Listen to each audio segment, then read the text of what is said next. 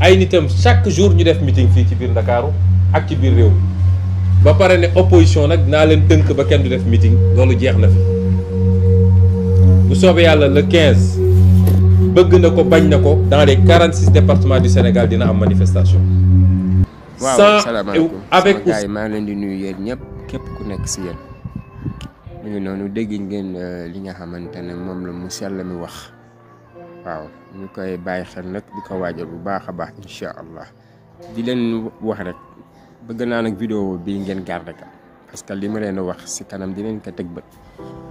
waaw juste ngeen xam ne mois de mars bi ñu toll nii mois de mars bi ñu nekk nii bras de fer la entre la vérité et le mensonge entre la vérité du moins et le mensonge wallahi lu bëree dina feeñ ci mois de mars bi